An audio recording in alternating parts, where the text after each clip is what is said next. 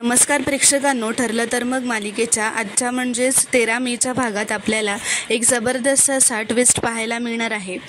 पण त्याआधी जर तुम्ही माझ्या चॅनलवर नवीन असाल तर चॅनलला प्लीज सबस्क्राईब करा.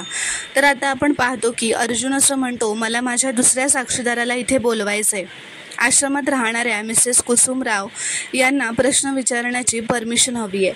तर आता कुसुम तिथे येते. अर्जुन तिला विचारतो, मिस कुसुमराव, विलासला लिहिता वाचता येत होतं याबद्दल तुम्हाला काय सांगायचं आहे का?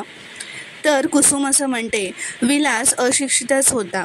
मी त्याला सामानाची यादी बनवायला दिली, त्याला ते पण लिहिता आलं नाही. आणि एक दिवशी मधुभाऊंना कुरिअर आलं होतं. ते बागकाम करत होते म्हणून कोणाकडून आलं ते नावही त्याला वाचता आलं नाही. तर आता अर्जुन तिला थँक्यू म्हणतो व तुम्ही जाऊ शकता असं म्हणतो. अर्जुन म्हणतो, मधुभाऊ, मला तुमच्याकडून ऐकायचं आहे, या दोघांनी दिलेलं तेच स्टेटमेंट आहे, तेच तुमचं मत आहे का? तर मधुभाऊ म्हणतात, हो. विलासला वर्तमानपत्रसुद्धा वाचता येत नव्हतं. आश्रमाच्या कामात त्याची काही मदत होत नव्हती कारण लिहिता वाचता येतच नव्हतं. तर आता दामिनी ऑब्जेक्शन घेते व मधुभाऊंना म्हणते, तुम्ही आरोपी आहात. विलासच्या खुनाचा आरोप आहे तुमच्यावर. स्वतः आरोपीची साक्ष ग्राह्य धरली जाऊ शकत नाही का सुभेदार? तर अर्जुन म्हणतो, मी तीन साक्षीदार कोर्टासमोर दिले, त्यातली कुठला खरं आहे हे आता जजच ठरवतील. तर दामिनी म्हणते, मला कळत नाही आहे तुम्ही जो वेळ खाल्लाय आता कोर्टाचा की हे सांगून की कशी साक्षी शिकरेला स्वतः आश्रमात जाण्याची गरज होती. तर अर्जुन म्हणतो, माझा मुद्दा वेगळाच आहे. माझा मुद्दा हा आहे मिलॉर्ड, की ज्या व्यक्तीला लिहिता वाचता येत नाही ती व्यक्ती असा मेसेज पोलिसांना कसा टाईप करेल की मधुभाऊंपासून त्यांच्या जीवाला धोका आहे. ज्या माणसाला लिहिता वाचता येत नाही त्याच्यासाठी ही गोष्ट कठीणच नाही तर अशक्य आहे. तर दामिनी म्हणते, कोणाकडून तरी टाईप करून घेतलं असेल त्याने, कोणीतरी मदत केली असेलच त्याला. तर अर्जुन म्हणतो, कोणाकडून?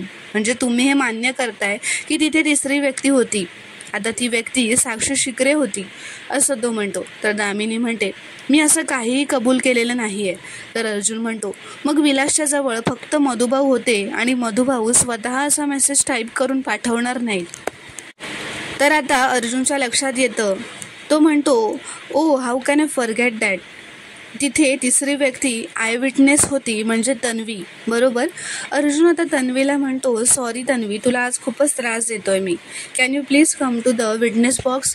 तर आता तन्वी तिथे विटनेस बॉक्समध्ये येते. अर्जुन तिला म्हणतो, तन्वी मला सांग, विलासने जेव्हा पोलिसांना तो मेसेज पाठवला होता तो टाईप करताना तू बघितलं होतंस का त्यांना? म्हणजे जेव्हा मधुभाऊ आणि विलासची वादावादी चालू होती आणि तू तिथे लपून बसली होतीस, तिथून तुला दिसलं का की विलासने फोन काढला आणि मेसेज टाईप केला? तर आता प्रियाला तो दिवस आठवत असतो. तर ती नाही असं म्हणते, मला त्या मेसेजबद्दल काहीच माहिती नाही आहे, मी त्याला टाईप करताना नाही बघितलं. तर अर्जुन म्हणतो, नाही म्हणजे ज्या माणसाला लिहिता वाचता येत नाही आहे त्या माणसाने मेसेज टाईप करून पाठवला, ही एक जादूच आहे. आता मी तुम्हाला एक वेगळी जादू दाखवणार आहे. तो विचारतो, मला सांग, पोलीस स्टेशनमधून आश्रमात यायला किती वेळ लागतो अंदाजे? तर प्रिया म्हणते 15-20 मिनटं. तर अर्जुन म्हणतो, पण हल्ली ट्रॅफिक खूप झालं आहे ना, आपण 30 मिनटं धरूयात. तर आता अर्जुन जजना ते विलासचा पोस्टमॉर्टम रिपोर्ट आणि डेथ सर्टिफिकेट देतो व म्हणतो, हा विलासचे पोस्टमॉर्टम रिपोर्ट आणि डेथ सर्टिफिकेट आहे आणि त्याचबरोबर पोलिसांना मेसेज मिळाल्याची वेळ आहे. आय रिक्वेस्ट यू मिलॉर्ड, विलासच्या मृत्यूची वेळ आणि पोलिसांना मेसेज मिळाल्याची वेळ तुम्ही प्लीज चेक करून घ्या. हे रिपोर्ट्स बघून तुमच्या लक्षात आलंच असेल की विलासचा मृत्यू आधी झाला आणि मग तो मेसेज पोलिसांना केला गेला आहे. मी दुसरी जादू हीच दाखवणार होतो मिलॉर्ड, की जी व्यक्ती जिवंतच नाही आहे तिने पोलिसांना मेसेज पाठवला आहे कसा? म्हणजे मेल्यानंतर ती व्यक्ती पॅनिक झाली आणि त्या व्यक्तीला अचानक लिहिता वाचता यायला लागलं आणि त्या व्यक्तीने उठून पोलिसांना मेसेज पण पाठवला असं तो म्हणतो. तर दामिनी उभी राहते व ऑब्जेक्शन घेत म्हणते, ॲडव्होकेट सुभेदार, नाईस. आता तुम्ही जे काही सांगितलं ना त्याने हे सिद्ध होत नाही की खून साक्षी शिकरेने केला आहे. तर अर्जुन म्हणतो, खून कोणी केला याबद्दल मी आता बोलतच नाही आहे, मी फक्त कोर्टासमोर फॅक्ट्स दाखवून देतोय आणि फॅक्ट्स हेच आहेत की तो मेसेज विलासने पाठवलाच नव्हता. माझे क्लायंट मधुकर पाटील यांना फसवण्यासाठी विलास मेल्यानंतर त्यांच्या फोनवरून तो मेसेज दुसऱ्या कोणीतरी पाठवला आहे. पण कोण? तन्वीच्या स्टेटमेंटप्रमाणे साक्षी तिथे नव्हती, मग उरलं कोण? जी तिसरी व्यक्ती जी मधुभाऊ आणि विलासला बघत होती म्हणजेच तन्वी सुभेदार. आता तन्वीचं नाव घेता सगळ्यांना धक्का बसतो.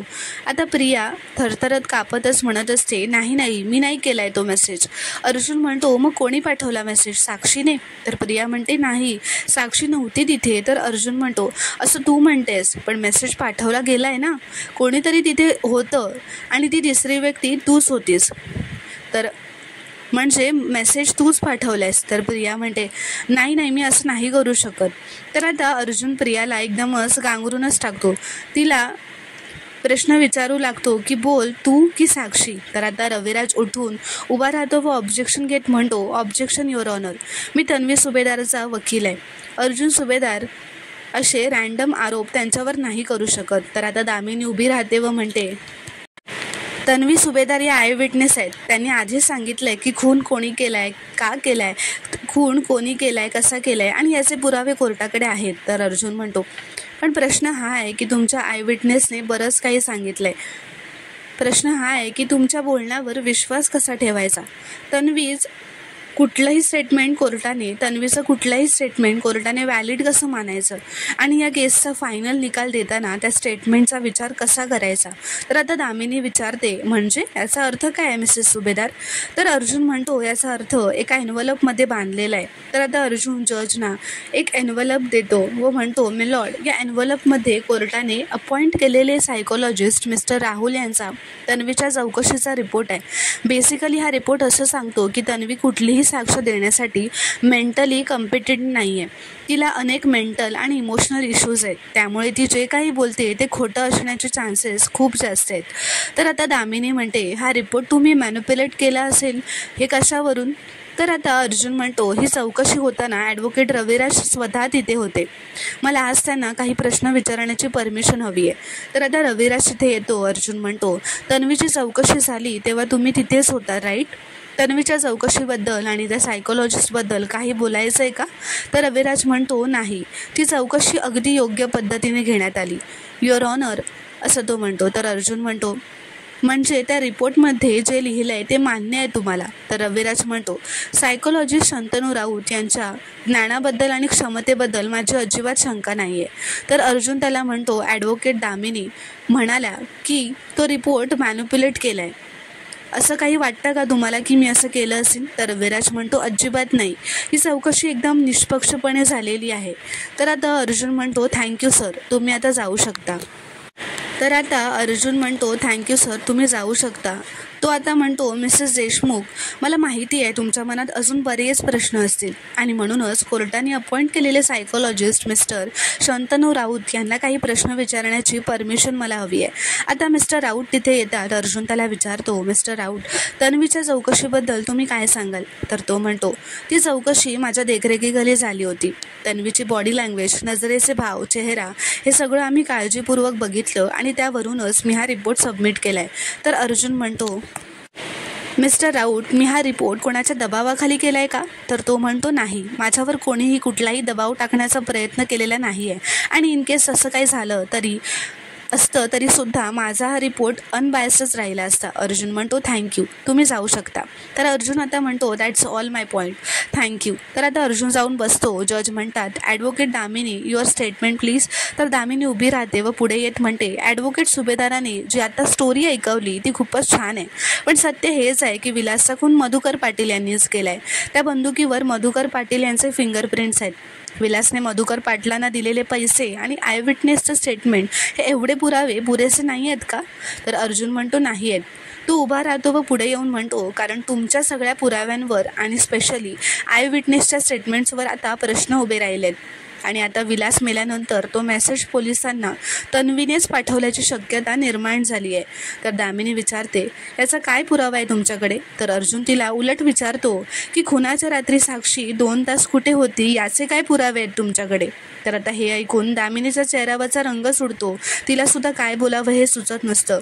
तर प्रेक्षकांनो, पुढील भागात आपण पाहणार आहोत की अर्जुन दामिनीला म्हणतो, लास्ट टाईम तुम्ही म्हणाला होतात की कॉन्फिडन्स कमी दिसतोय असं मला म्हणालात होतात. आज ती सेम अवस्था तुमची दिसते मला. तर सायली आता दामिनीला म्हणते, दामिनी मॅडम, अति आत्मविश्वास ही एका अहंकारी माणसाची खूप मोठी चूक असते आणि तुम्ही नेमके तीच चूक करून बसलात. त्याचे परिणाम काय झालेत हे बघताय ना. तर दामिनी म्हणते, सुभेदार, केस अजून संपली नाही आहे. तर अर्जुन म्हणतो, आणि फार दिवस उरलेलेही नाही आहेत. आता शेवटच्या काही हिअरिंग्स आयुष्यभर तुमच्या लक्षात राहतील. ॲडव्होकेट दामिनी देशमुख. तर आता दामिनी हे ऐकून तिथून निघूनच जाते व अर्जुनला आता तिच्यावर हसू येत असतं. तर प्रेक्षकांनो, पुढील भागात काय घडणार हे पाहणं खूपच रोमांचक ठरणार आहे. व्हिडिओ पूर्ण बघितल्याबद्दल धन्यवाद. व्हिडिओ आवडल्यास कॉमेंटमध्ये नक्की कळवा व चॅनलला प्लीज सबस्क्राईब करा.